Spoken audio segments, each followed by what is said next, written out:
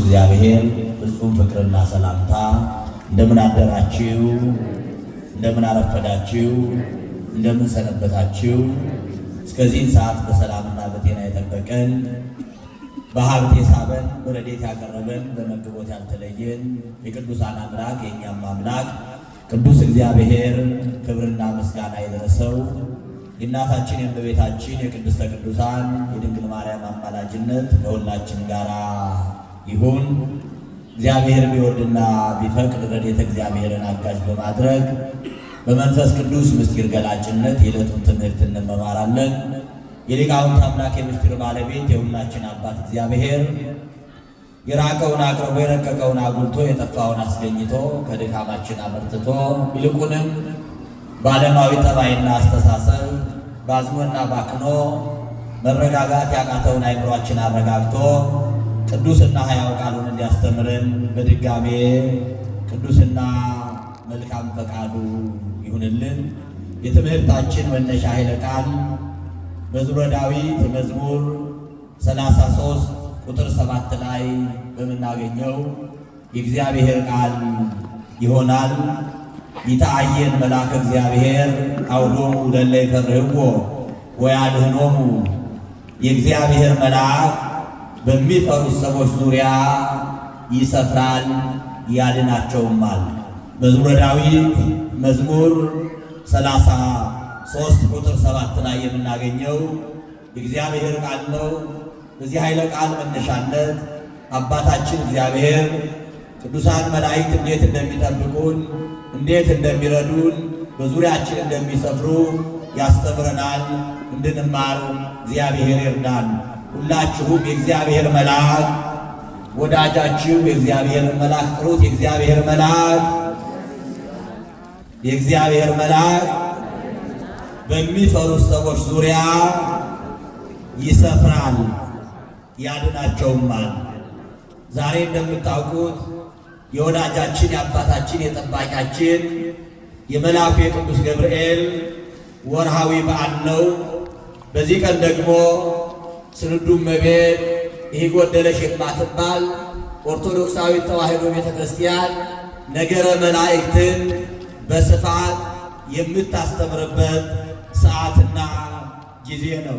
በእርግጥ መደበኛውን አገልግሎት ሰዓታቱን፣ ኪዳኑን፣ ቅዳሴውን እንዲሁም ደግሞ በሌሎቹ አድባራት ያልተለመደ ለአካባቢው የአጥቢያ ምዕመናን ለኢትዮጵያ ምዕመናን ብሎም ለዓለም ሰላምን የሚያወርድ የተረጋጋ ከእግዚአብሔር ጋር የሚያገናኝ ያደረስነው ምህላ ለዚህ ብቻ አይደለም፣ ለመላ ቤተ ክርስቲያን የሚበቃ ብዙ ጸሎት አድርሰናል።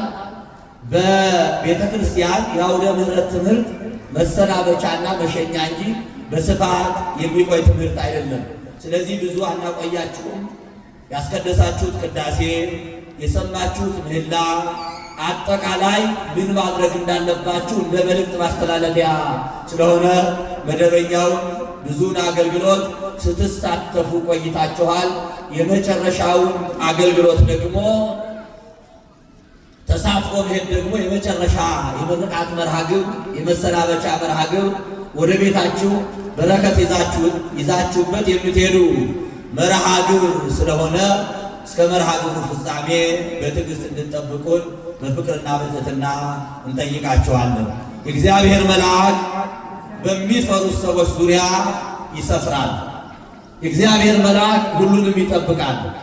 እንስሳትን ይጠብቃል፣ እጽዋትን ይጠብቃል፣ ምድርን ይጠብቃል፣ ወንዞቹን ይጠብቃል።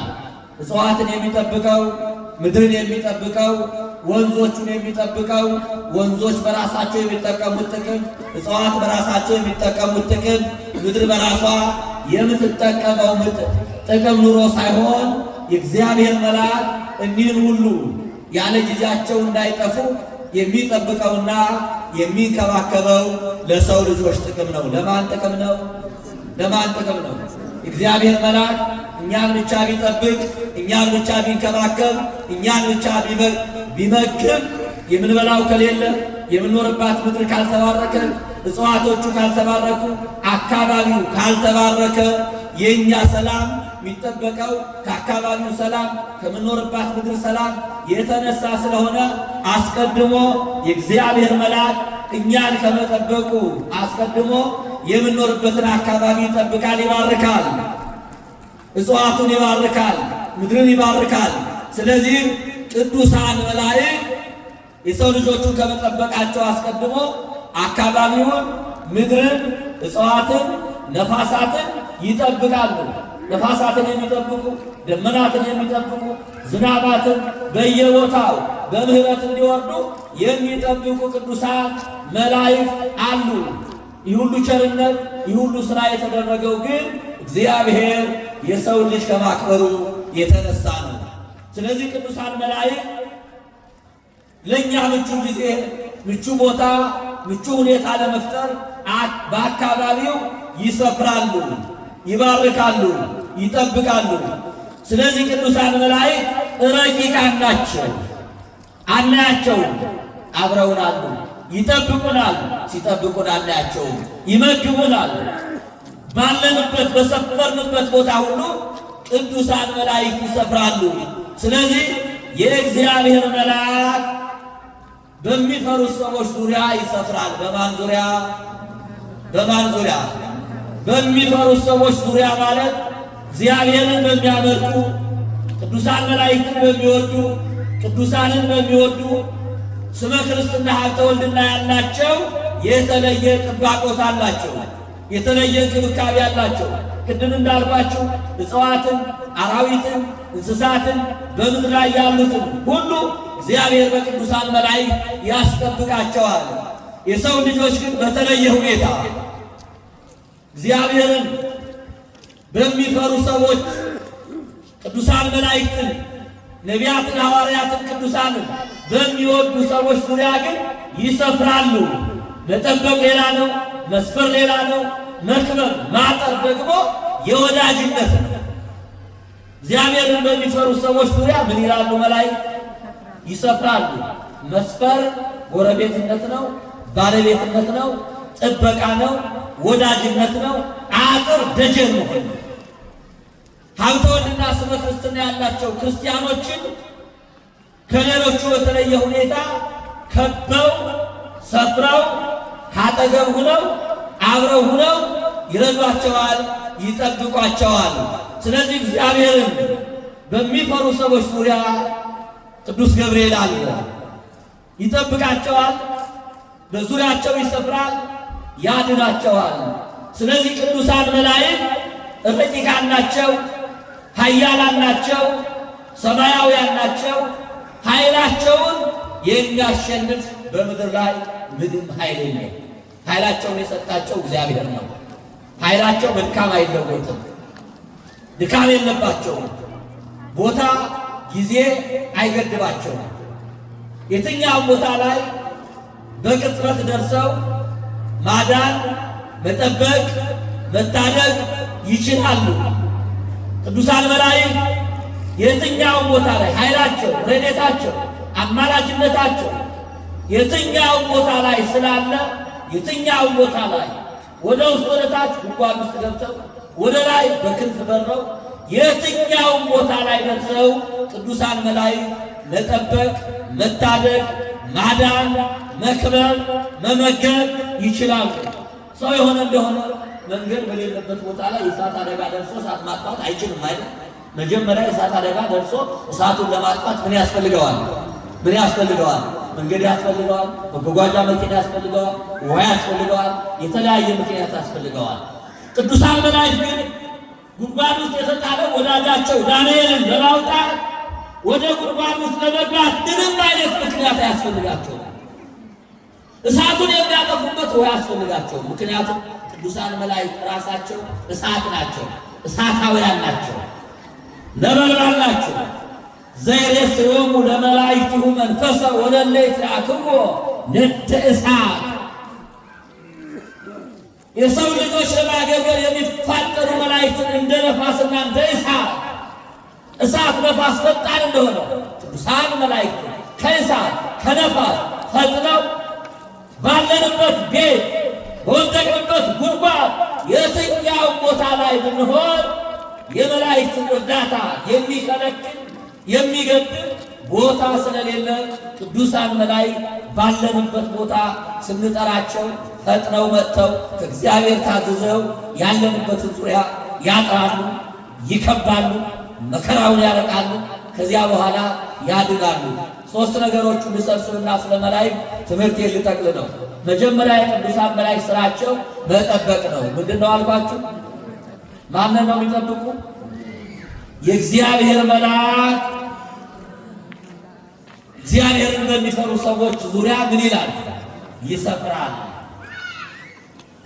መጀመሪያ መጠበቅ ነው። መዝሙረ ዳዊት መዝሙር 90 በቅንፍ 91 ቁጥር 11 ላይ እስመ ለመላእክቲሁ የዝዞሙ በእንቲአከ ከመ ይቀውከ በኩሉ ፍናዊከ፣ ስላንተ ስላንቺ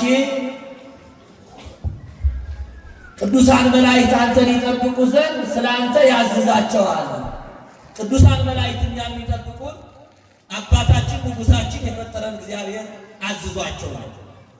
ለእያንዳንዳችን የሚጠብቀን መልአክ ያለ ደሞዝ ያለ ድካም እኛ ስንተኛ ሳይተኛ ሳያንቀላፋ ሳይደክም ያለ አንዳች ጥርጣሬ ሰዎች ይጠብቋቸዋል። እየተከፈላቸው ሰዎች ይጠብቋቸዋል። በፈረቃ ሰውና ሰው ወይ አንዱ ቀድሞ ይተኛል ወይ ደግሞ ከጎደለበት ሊያጠቃው ይችላል። ቅዱሳን መላእክት ግን ያለ ስጋት ለእያንዳንዳችን ጠዋትና ማታ በወጣንበት በገባንበት በተኛንበት ቦታ ሁሉ እንዲጠብቁን ማን አዟቸዋል? እስመ ለመላእክቱ የዝዞሙ በእንቲአከ ከመ ይቀውከ በኩሉ ፍናዊከ፣ በመንገድ ሁሉ ስትወጣ ስትገባ፣ ምቹ በሆነ ጊዜ ባልሆነ ጊዜ፣ በመንገድ ሁሉ ማለት በዚህ ዓለም በተሰጠን እድሜ ዘመን ልክ ማለት ነው። መንገድ የተባለ ይህ ዓለም ነው። በመንገድ አንዱ ይሄዳል፣ አንዱ ይመጣል። መንገድ ተጨናንቆ እንጂ ነፃ ሆኖ ያውቃል? መንገድ የተባለ ይህ ዓለም ነው። መንገድ አንዱ ይሄዳል፣ አንዱ ይመጣል። መንገድ መኖሪያ አይደለም፣ መተላለፊያ ነው፣ መንቀሳቀሻ ነው። ይህ ዓለም መተላለፊያ እንጂ መኖሪያ አይደለም። መንገድ ላይ ማን ቤት ሰርቶ ይኖራል? ከመንገድ አጠገብ ቤቱን የሰራ እንኳ ሰው ቢኖር በስጋት ነው የሚኖረው። ለመንገድ ማስፋፋት ሊፈርስ ይችላል። እንደ ዓለም መንገድ የተባለበት ምክንያት ምንድን ነው ከተባለ በመንገድ አንዱ ወደዚህ ይሄዳል፣ አንዱ ወደዚህ ይመጣል። መተላለፊያ ነው። ይሄ ዓለምን መተላለፊያ እንጂ መኖሪያ አይደለም። ይሄ ዓለም ወደዚያኛው ዓለም ወደ ማያልፈው ዓለም ወደ ዘላለሙ ወደ መንግሥተ ሰማያት ከእግዚአብሔር ጋር ከቅዱሳን መላእክት ጋር በምስጋና ወደምንኖርበት ዓለም የምንሸጋገርበት የምንተላለፍበት እንጂ ሞት የለብንም። ለዘላለም ነው። የሰራነው ቤት ለዘላለም ነው። የገዛነው መኪና ለዘላለም ነው። ያለን ነገር ለዘላለም ነው። አካላችን ለዘላለም ነው። ውበታችን ለዘላለም ነው ብለን ተዘልለን የምንኖርበት ዓለም አይደለም። መቆያ ነው፣ መንገድ ነው፣ መተላለፊያ ነው። ወደ ላይ የምናልፍበት መንገድ ነው። ስለዚህ በመንገድ ሁሉ ቅዱሳን መላእክት ይጠብቁሃል ማለት ባለ በዕድሜ ዘመን ሁሉ ቅዱሳን መላእክት አያረጁም፣ አይደክሙም፣ አይሰለቹም። አንተ ታረጃለህ፣ አንተ ትደክማለህ፣ አንተ ትዝላለህ። እነሱ ሳይዝሉ ሳይደክሙ ሳያንቀላፉ አንተን ይጠብቁሃል። እንዲጠብቁ አባት እግዚአብሔር ፈጣሪ እግዚአብሔር አዝዞልሃል። ስለዚህ ቅዱሳን መላእክት በዘመናችን ሁሉ ይጠብቁናል። መንገድ መሄጃና መምጫ ነው ብያቸዋለሁ። ዛሬ ብዙ ሰዎች አይበለውና በመቃብር ወደ ሞት ይሄዳሉ። ብዙ ሰዎች ደግሞ በየሆስፒታሉ በየቤታቸው ወደዚህ ዓለም ይመጣሉ። የፈረቃ ብሎ ነው ያለ። ብዙ ሰዎች ይሞታሉ፣ ብዙ ሰዎች ይተካሉ። የመተካካት ዓለም ነው፣ የፈረቃ ዓለም ነው። ስለዚህ በመንገድ ሁሉ ማለት ባለ ዘመን ሁሉ ቅዱሳን መላእክት ይጠብቁሃል። ከመ ይትጣቀፍ በእግርከ፣ እግሮች በድንጋይ ተሰነካክለው እንዳይወድቁ በእጃቸው ይደግፉሃል። እንቅፋቶችን ሁሉ ያነሱልሃል። የተወደዳችሁ ኦርቶዶክሳውያን ክርስቲያኖች፣ እኛ ማናያቸው ሰይጣን በየመንገዳችን ያስቀመጣቸው እንቅፋቶች አሉ። ሰይጣን ምን ያደርጋል መሰላችሁ? አይምሯችን ላይ ልቡናችን ላይ የክህደት እንቅፋት ያስቀምጣል። የጠብ የጥላቻ የክርክር እንቅፋት ያስቀምጣል። ያን እንቅፋት እኛ እናየው። እኛ የማናየውን አይምሯችን ላይ የተቀመጠውን ክፉ እንቅፋት ያን የሚያስወግዱልን የሚያርቁልን በእጆቻቸው የሚደግፉ ስንወድቅ ደግሞ በእጆቻቸው ደግፈው የሚያነሱ ቅዱሳን መላእክት የሰው ልጆች ጠባቂዎች ናቸው።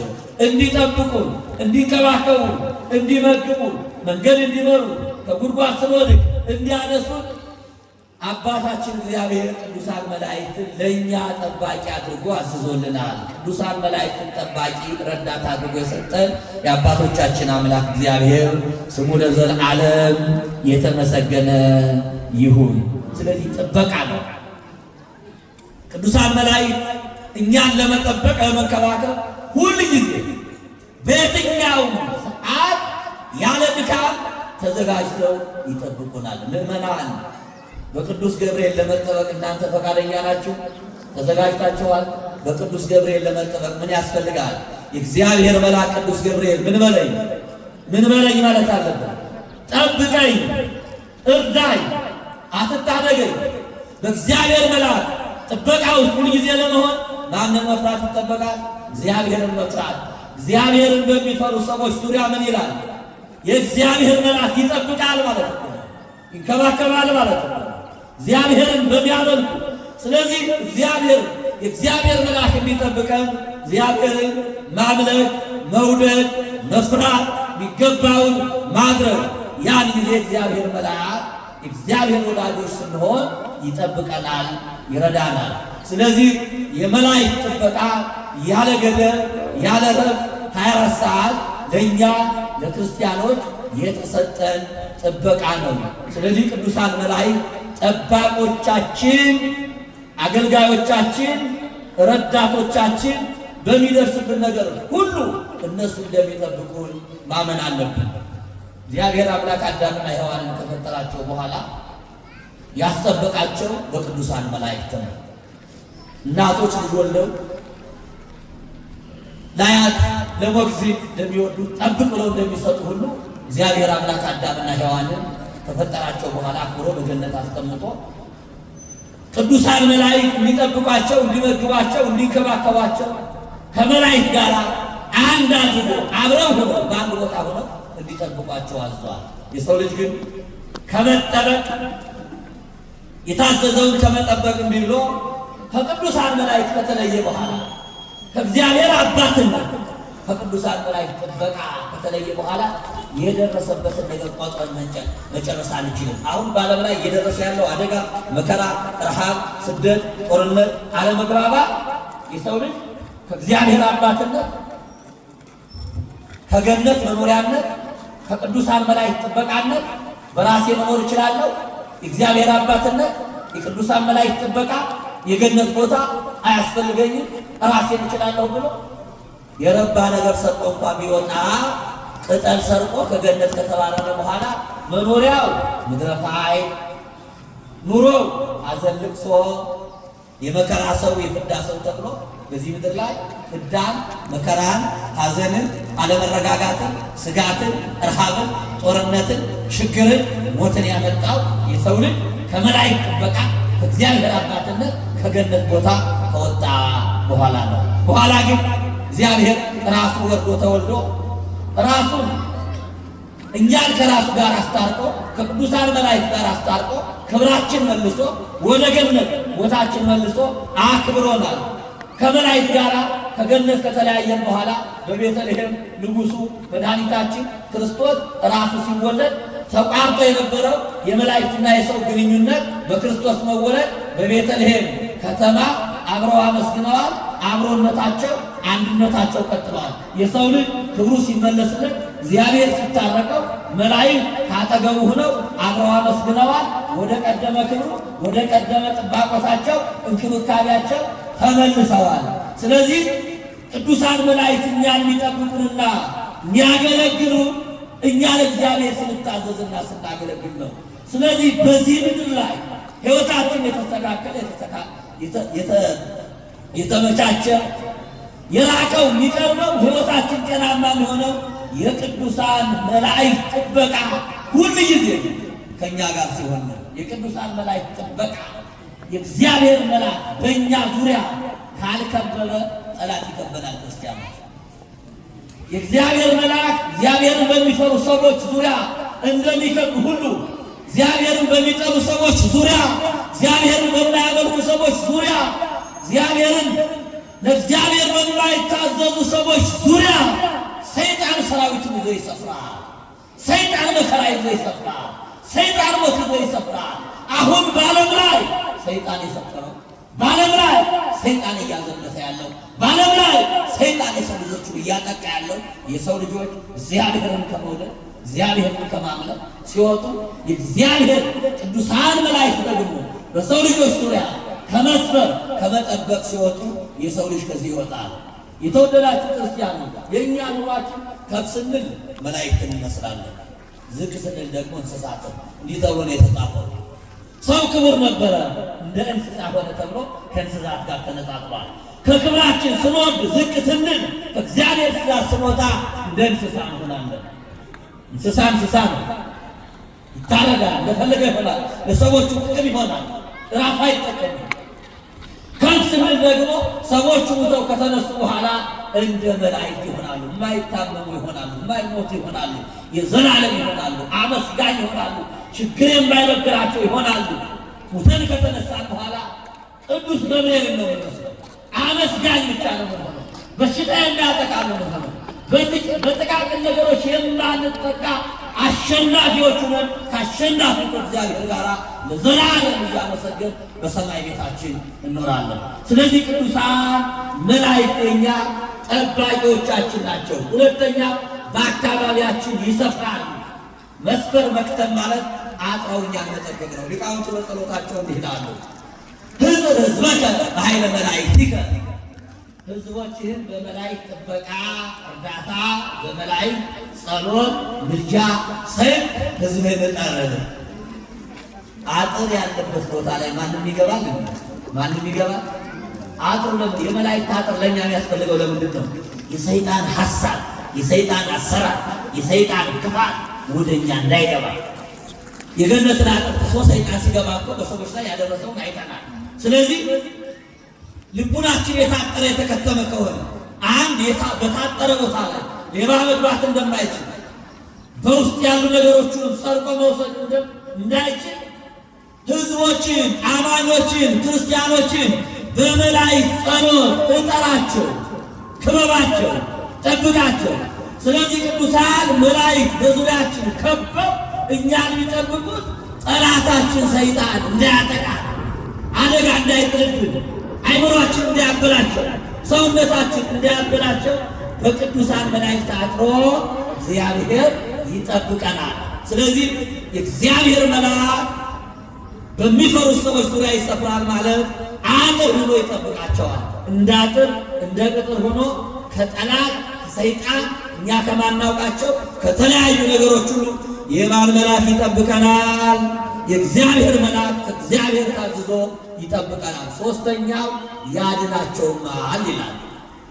የእግዚአብሔር መልአክ ያድናል። ከምን ያድናል? ከአንበሳ ጉድጓድ የተጣለውን ዳንኤልን ያድናል። የእግዚአብሔር መልአክ ክርስቲያኖች ከምን ያድናል? ከእሳት ያድናል። ከምን ያድናል? ከምን ያድናል? ሶስት ወጣቶች ወደ እሳት ሲጣሉ ከእሳት መካከል ያዳናቸው ያወጣቸው ማን ነው? ያወጣቸው ማን ነው? ቅዱስ ገብርኤል ነው። ገርማቸዋል። ሶስቱን ወጣቶች ከእሳት ያወጣቸው ቅዱስ ገብርኤል ዝም ብሎ አይደለም፣ ምክንያት አላቸው። እነሱ መጀመሪያ ሶስቱ ወጣቶች የእሳቱን ኃይል አጠፉ ይላል ሐዋርያው ቅዱስ ጳውሎስ በዕብራውያን መልእክቱ ምዕራፍ 11 ቁጥር 33 ላይ የእሳትን ኃይል በእምነታቸው የእሳትን ኃይል አጠፉ። በእምነታቸው የእሳትን ኃይል አጠፉ።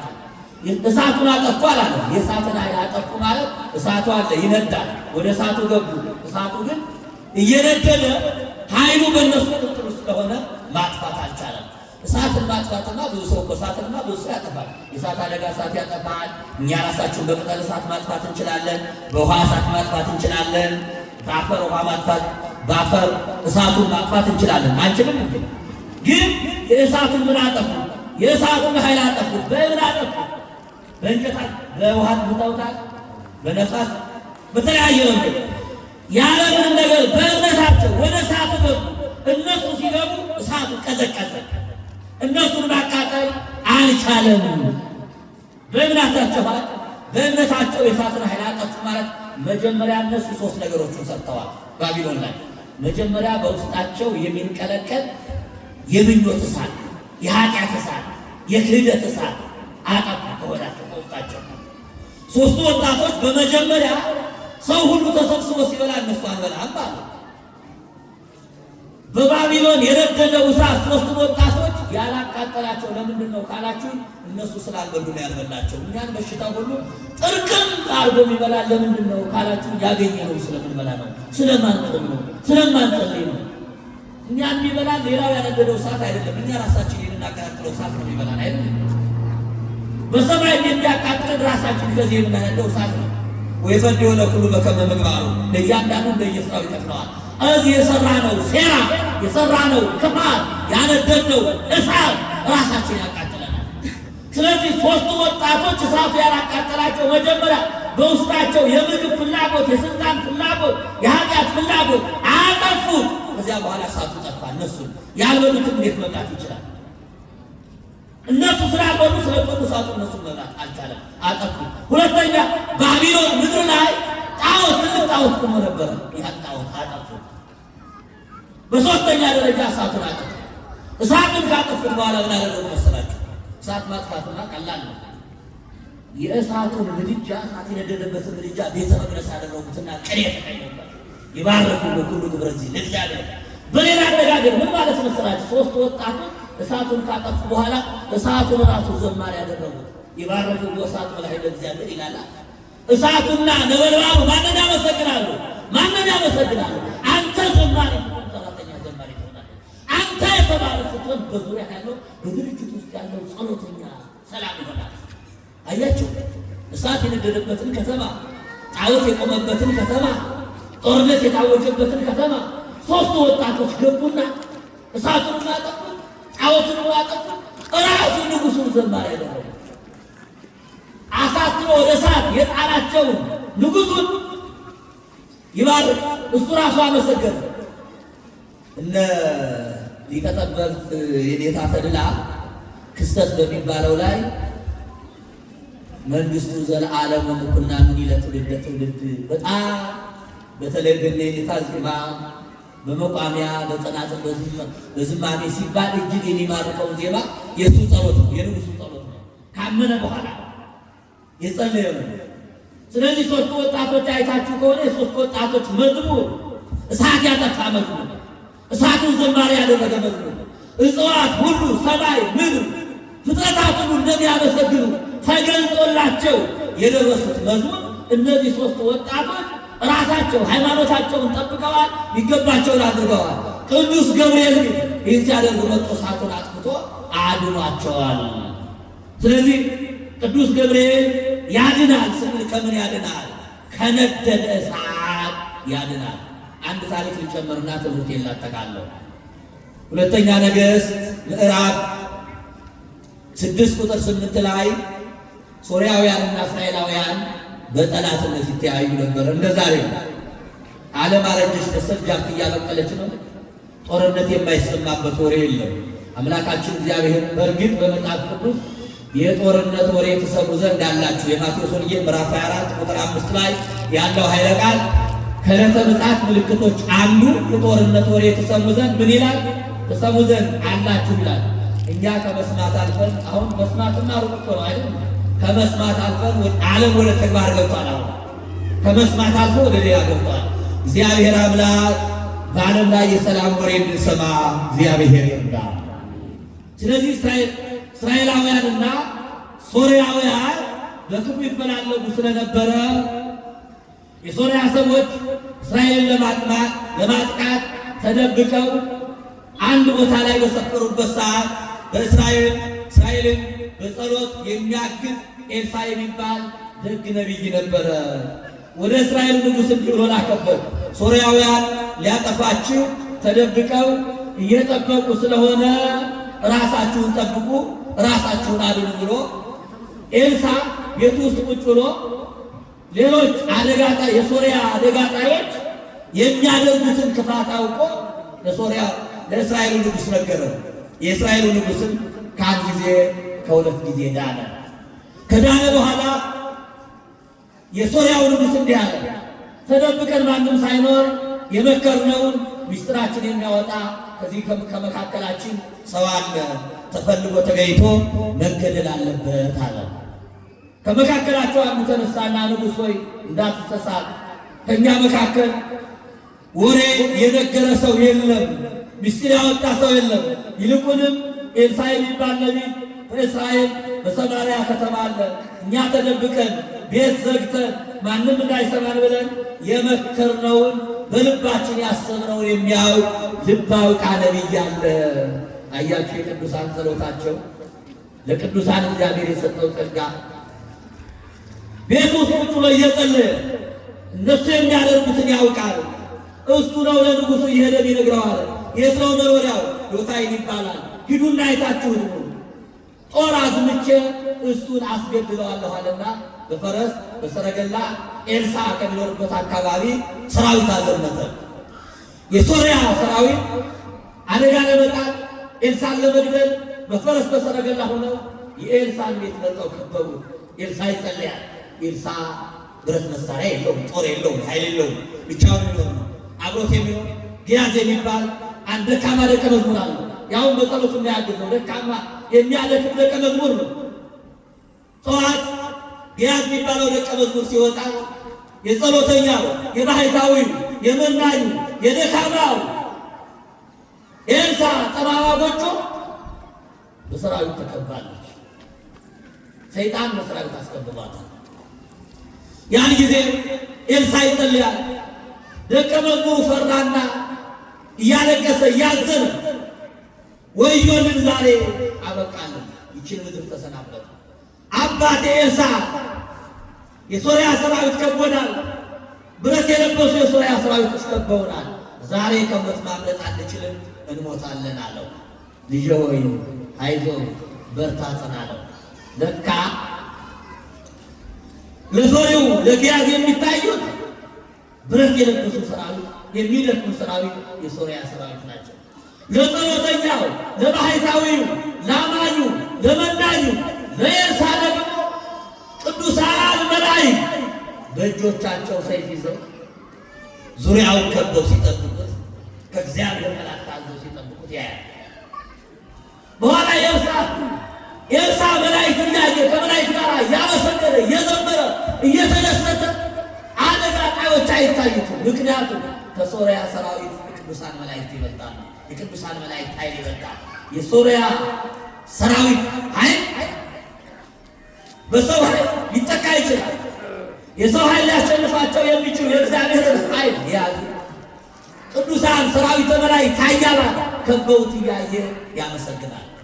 አሁንም የሶርያ ሰራዊት ዛሬ ሊያጠፉን ነው፣ መንቀሳቀስ አልቻልንም፣ ወዮልን አለ።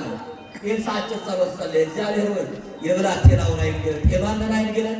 የማንን ዓይን ግለጥ?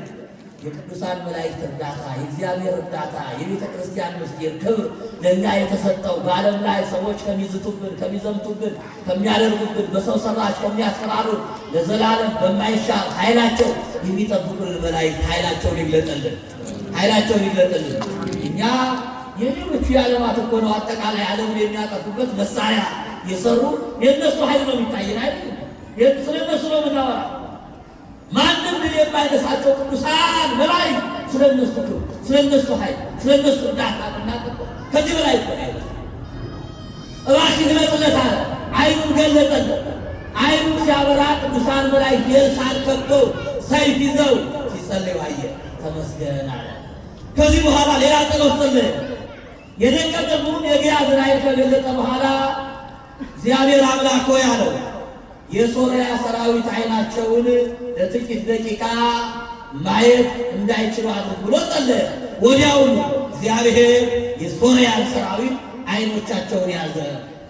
ኤልሳዕ ከጸሎት ወጣና ኑ የምትፈልጉበት ቦታ የምትፈልጉትን ሰው ላሳያችኋልና የሶርያን ሰራዊት እስከ ብረታቸው፣ እስከ መቶ አለቃቸው፣ እስከ ሻለቃቸው እየመራ ወደ እስራኤል ቤተ መንግሥት ወሰዳቸው። ወደ እስራኤል ቤተ መንግሥት ሂደው ከቆሙ በኋላ እግዚአብሔር ሆይ የሶርያ ሰራዊት እባክህ ዓይናቸውን ግለጥ አለ። ምናቸውን ግለጥ? ዓይናቸውን ግለጥ አለ። ቦግ አድርጎ አበራላቸው። ሲያዩ በጠላታቸው በእስራኤሉ ንጉሥ ቤተ መንግሥት ውስጥ ገብተዋል፣ ቆመዋል። ንጉሡም ተደነቀ፣ እነሱ ደነገጡ፣ ፈሩ። እንደገና የግያዝ ፍርሃት በእነሱ ላይ ወደቀና አለቀልን፣ በቃ እናጠፋለን ብለን ጠፋን፣ እንማርካለን ብለን ተማረክን፣ ኃይል አለን ብለን የእኛ ኃይል ደካማ መሆኑን አየናል። የእስራኤሉ ንጉሥ ኤልሳዕ ሆይ የእግዚአብሔር ሰው ነው የሚባለው ኤልሳዕ እባክህ ፍቀድልኝና ልግደላቸው አለው። ምን ይመስላችኋል? ምን ይላል? ይሙቱ አይሙቱ ይላል። በእናንተ አቤት አቤት፣ መቼም አይሙቱ ይሙት አይባልም እኮ ማንኛውም። እግዚአብሔር የኃጢአተኛ ምኑን አይፈልግም? በሕይወት መኖሩን እንጂ ምኑን አይፈልግም? ሞቱን አይፈልግም። ክርስቲያን የኃጢአተኞችን ሞት አይፈልግም። የማንንም ሞት አይፈልግም። ተመልሰው ንስሐ ገብተው ወደ እኛ እንዲመጡ ነው የምንፈልገው። እግዚአብሔርን እድሜ የሚሰጠው ለዚህ ነው። ነቢዩ ኤልሳዕ አንተ በጦር ኃይል አልማረካቸውም፣ ለምን ትገላቸዋለህ አለው። ይልቁንም የሚበላ የሚጠጣ አቅርብላቸው አለው። የሚበላ የሚጠጣ ብዙ ምግብና መጠጥ አቀረበላቸው። በሶርያ አደጋ ለማድረስ እስራኤላውያንን ለማጥፋት ኤልሳዕን ለመግደል የመጡ ሰዎች ቤተ መንግሥት ገብተው በልተው ጠጥተው ደስ ብሏቸዋል። ከዚህ በኋላ ኃይላቸውን አቅማቸውን አውቀው በሰላም ወደ ሀገራቸው ሂደው ይህን ታሪክ መናገር ጀመሩ። የእግዚአብሔር መልአክ በሚሰፍሩት ሰዎች ዙሪያ ይሰፍራል ያድናቸውማል። ኤልሳዕን ማን አዳነው? ክርስቲያኖች ማን አዳነው? ቅዱሳን መላእክት በዙሪያው ከበው ካነጋጣዩ መጽሐፍ ቅዱስ እንዲህ ይላል፣ ከዚያን ቀን ጀምሮ የሶርያ አደጋ ጣዮች ወደ እስራኤል ከተማ አልተመለሱም ይላል። የተወደዳችሁ ክርስቲያኖች ቅዱሳን መላእክት በእኛ ዙሪያ ከትመው በቃል ኪዳናቸው በድርሳናቸው በጸሎታቸው መልካቸውን ደግመን ተማጽነን በቃል ኪዳን ታቦታቸው ተማጽነን ስንደክም እግዚአብሔር መልአክ በእያንዳንዳችን ዙሪያ ይሰፍራል፣ ይጠብቀናል፣ ያድነናል። እግዚአብሔር መልአክ በዙሪያችን ካለ ሰይጣን አይቀርበንም። ስለዚህ በመስሪያ ቤታችን፣ በቤታችን፣ በመኝታ ቦታችን፣ በየትኛውም ቦታ ላይ የእግዚአብሔር መልአክ ቅዱስ ገብርኤል በዙሪያችሁ ሆኖ እንዲጠብቃችሁ፣ እንዲታደጋችሁ፣ እንዲያድናችሁ እግዚአብሔርን መፍራት፣ እግዚአብሔርን መውደድ፣ መጸለይ በክርስትናችን የሚገባንን ስናደርግ ያን ጊዜ የእግዚአብሔር መልአክ ከእኛ አይለይም፣ ይረዳናል፣ ይጠብቀናል። የአባታችን የእግዚአብሔር ቸርነት የቅዱሳን መላእክት ጥባቆትና ተራዳይነት ለዘላለሙ ከእኛ ጋር ጸንቶ ይኑር። ያስተማረን የመከረን በዚህ ጠዋት የቅዱሳን መላእክትን የጥበቃ የእርዳታ የማዳን እኛን የማገልገል ምስጢር የገለጠልን የአባቶቻችን አምላክ እግዚአብሔር ስሙ ለዘላለም የተመሰገነ ይሁን። እግዚአብሔር መልአክ በሚፈሩት ዙሪያ ይሰፍራል ያድናቸውማል። መዝሙረ ዳዊት መዝሙር 33 ቁጥር 7 ይቆየ።